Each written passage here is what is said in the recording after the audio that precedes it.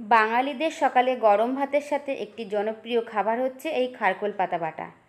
আর নিরামিষের দিনে যদি এই খারকোল পাতা বাটাটা থাকে সকালে গরম ভাতের সাথে, তাহলে তো কথাই নেই।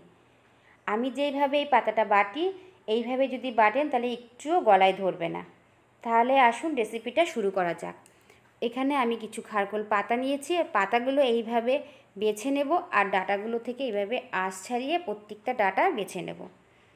প্রত্যেকবারের মতো একটু মনে করিয়ে দিই, আমার এই খারকোল পাতা বাটা রেসিপিটা যদি আপনাদের ভালো লেগে থাকে তাহলে প্লিজ একটা লাইক আর সাবস্ক্রাইব করার অনুরোধ রইল।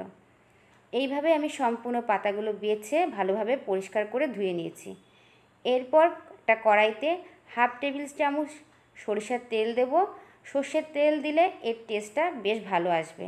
এর মধ্যে দিয়ে দিলাম 1 টেবিল চামচ কালো জিরে আর ঝালের জন্য কয়েকটা শুকনো লঙ্কা।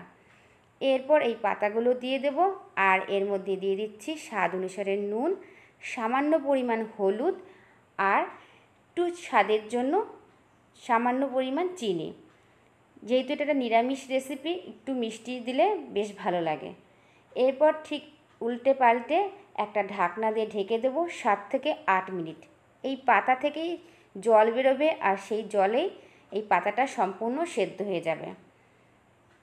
এই পাতার মধ্যে একটু হালকা হালকা জল থাকবে। এই সময় আমি গ্যাসের ফ্লেমটা বন্ধ করে দেবো, এতে পাতাটা বাটা খুব মিহি হয়। এরপর ঠান্ডা করে একটা মিক্সিং জারের মধ্যে দিয়ে দিচ্ছি আর ঝালের জন্য দিয়ে দিলাম কয়েকটা কাঁচা লঙ্কা। একদম মিহি পেস্ট করে নেব।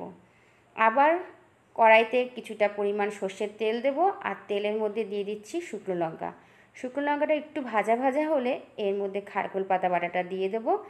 দিয়ে লো টু মিডিয়াম ফ্লেমে নাড়তে থাকবো যতক্ষণ না পর্যন্ত এই পাতা বাটার হালকা কালার থেকে একদম ডিপ সবুজ কালারে আসছে, ততক্ষণ পর্যন্ত। যখন দেখব একটু কালচে সবুজ সবুজ কালার চলে এসছে, তখন আমাদের এই পাতা বাটাটা রেডি। তাহলে আজকেই বানিয়ে ফেলুন এই খারকোল পাতা বাটা। এই ভিডিওটি দেখার জন্য অসংখ্য ধন্যবাদ। আবার দেখা হবে নতুন কোনো রেসিপি।